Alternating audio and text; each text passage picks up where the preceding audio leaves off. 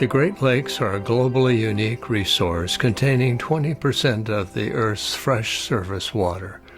This includes roughly 84% of the fresh surface water for all of North America, with greater than 30 million citizens of Canada and the United States living along the lake's coastlines. The bottomlands and the waters of the Straits of Mackinac are part of the Great Lakes at the confluence of Lake Michigan and Lake Huron, within the territory and under the jurisdiction of the state of Michigan. The title and control of the unpatented bottomlands and the waters of the Great Lakes, including the Straits of Mackinac, vested in the state of Michigan in 1837 when it became a state of the United States. Michigan, as a sovereign, holds the title and control of the bottomlands and the waters of lakes and all navigable waters within the jurisdiction in public trust for the benefit of navigation, fishing, boating, subsistence, including drinking water, sanitation, swimming, and other forms of recreation. The existing 4.1-mile-long Enbridge Line 5 pipeline, dual 20-inch diameter pipelines, are located and constructed on the bottomlands of the waters of the Great Lakes at the Straits of Mackinac.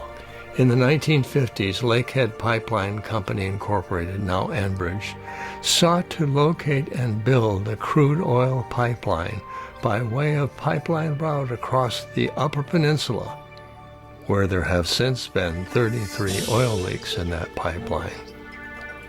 Then it proceeds through the Straits of Mackinac, down through the Lower Peninsula, and into Sarnia, Canada, where the oil product benefits Eastern Canada.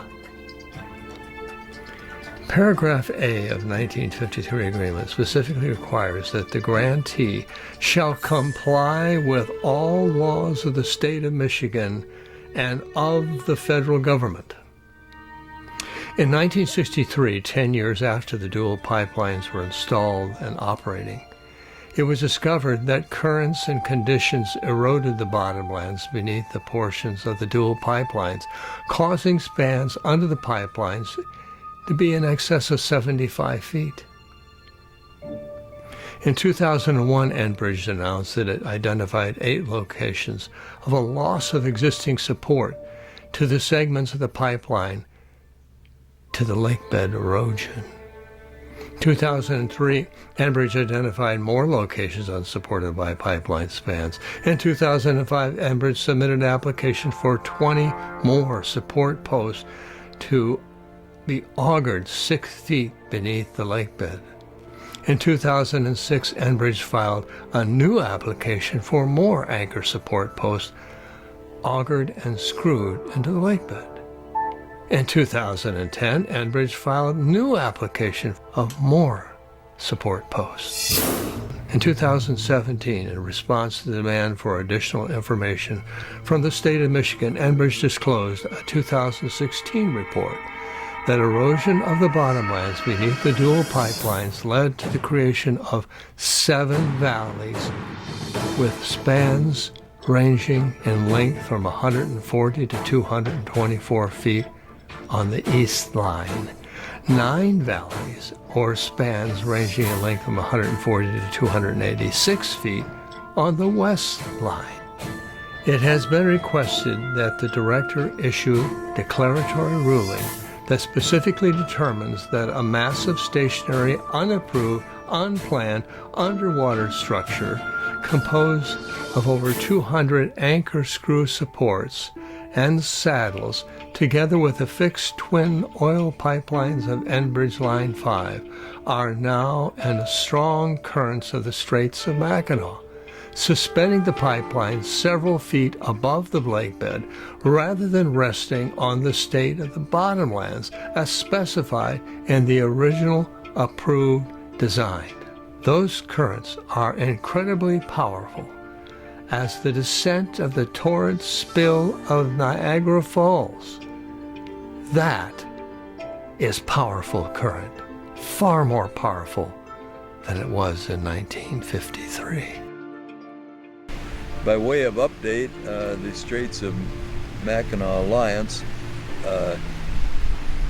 finished the appeal involving the anchor supports before Judge Poulter, and that decision was that as to the 50 feet of soil, that we didn't have a case, and we never really was after that thought. We were after the thought that the 3 miles of the pipeline is now suspended above the bottom instead of 100% on the bottom, so it's in the current off of the bottom versus on the bottom and out of the current. So he ruled that the Department of Environmental EGLE, formerly DEQ, which is Department of Environmental Quality, has now been renamed. He ruled that they didn't have jurisdiction over the suspended pipeline. I'd like to rephrase that term to say the pipeline that's not in compliance with the original permit.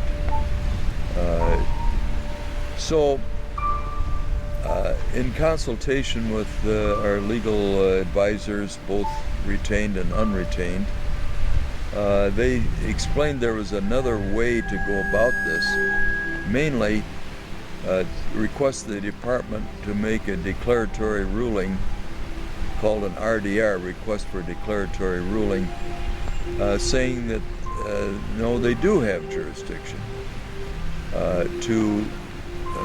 over the suspended pipeline. And our rationale is that they were in court on what we term as Nestle number 1 case, arguing under the public trust doctrine they have authority over all structures that are on the bottomlands. And certainly this pipeline is a structure on the bottomland, or in the bottomland, supported by the bottomland. So they have a very inconsistent position, to say the least. But we thought we should have them have a chance to revisit this issue and decide that yes, they do have jurisdiction. We particularly feel because the original permit had it 100% on the bottom, out of the current, and that permit is no longer in compliance because 3 miles is out of compliance, if you will, off the bottom and in the current. Endbrige would have to apply then for a permit to comply with the Great Lakes Submerged Lands Act, either under our theory or under the theory of Nestle 1. Enbridge tried to have that removed, as well as the easement case that they did successfully get it removed. But the problem is they had 30 days in which to act, and they have waited over 2 years.